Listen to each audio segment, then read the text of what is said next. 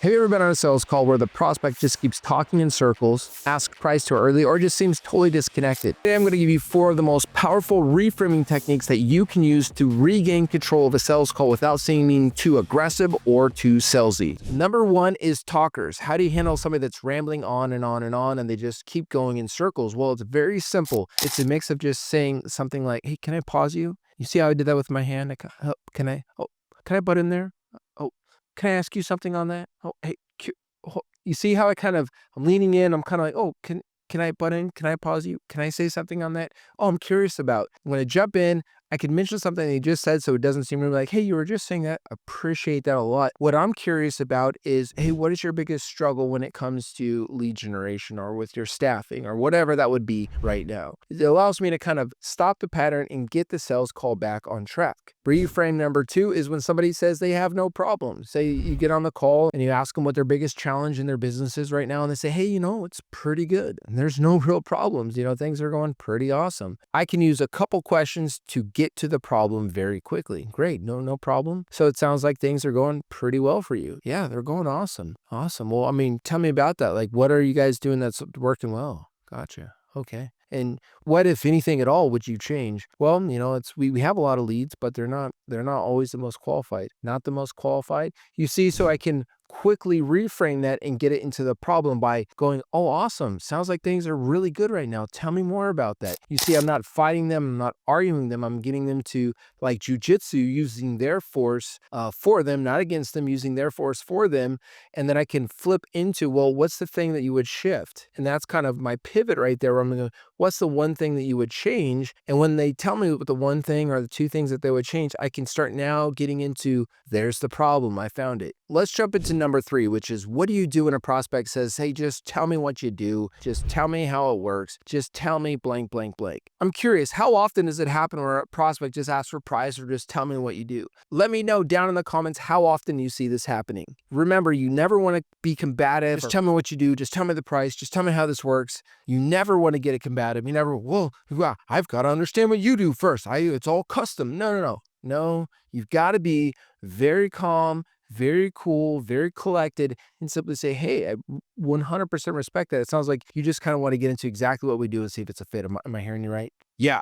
And see if they're open to me understanding their business so I can build them a custom proposal and show them what it would look like for their business. So here's what it looks like. Prospect just jumps in. Just tell me what you do. Tell me the pricing. I don't want to go through the whole sales spiel. Hey, no worries whatsoever. What we do on a high level is we do a pay for performance lead generation where we're going to book meetings for you. And you only pay for meetings that are the right prospect and meet all your qualifiers. How we do that, what it looks like, what the pricing is really dependent on the details of your company and what exactly you need, because everybody's different. Everybody has quite different needs.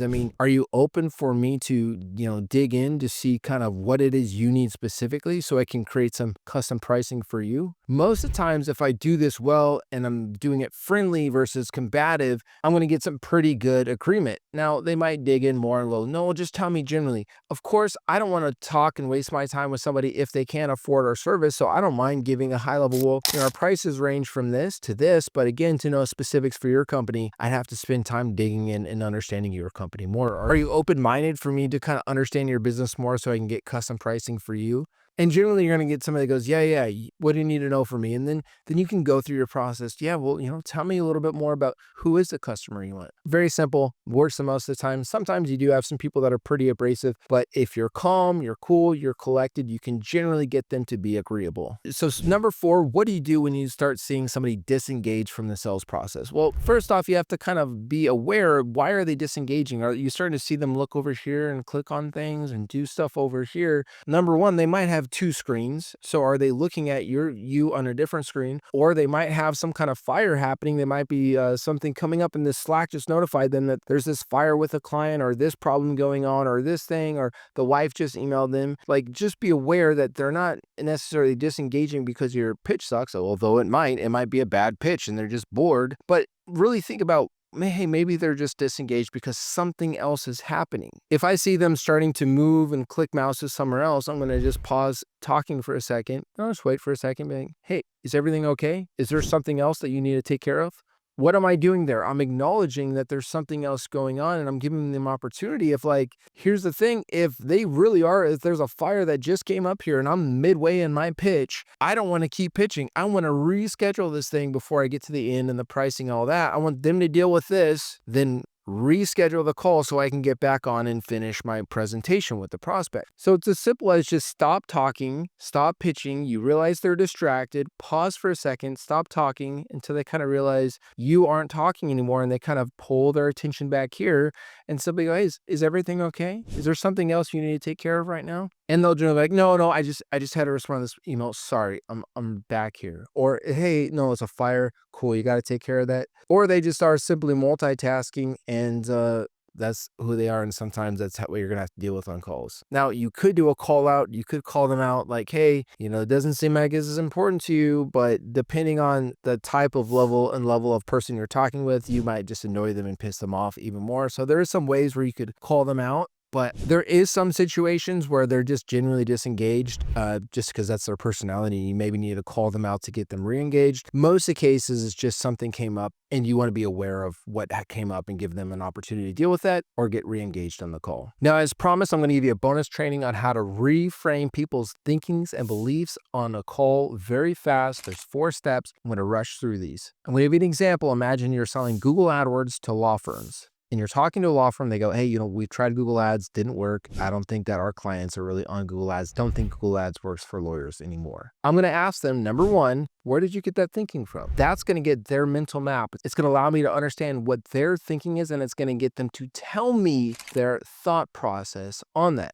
Number 2 is I'm going to associate that kind of thinking with unsuccessful law firms. I'm going to say, it's not uncommon that I hear law firms that are kind of struggling to grow say the same thing. Number 3, I'm going to show them what successful law firms are doing. But what's odd is that the biggest, fastest growing law firms that we know are actually getting most of their business from Google Ads. Then number 4, I'm going to challenge their thinking. So what do you think's kept you from figuring out how to get Google Ads to grow your law firm? A lot of times they're going to reply, I don't know. I guess I just don't know what I don't know. Maybe I didn't hire the right company. So you started it just a few minutes ago with them saying, I don't think Google Ads works for my type of law firm. And it ended with them realizing that it actually does work for their kind of law firm and telling you, I guess I just never hired the right experts. Now you can move into that. Well, tell me what happened. What happened with the last AdWords firm? Oh, I got you. So it sounded like they did XYZ.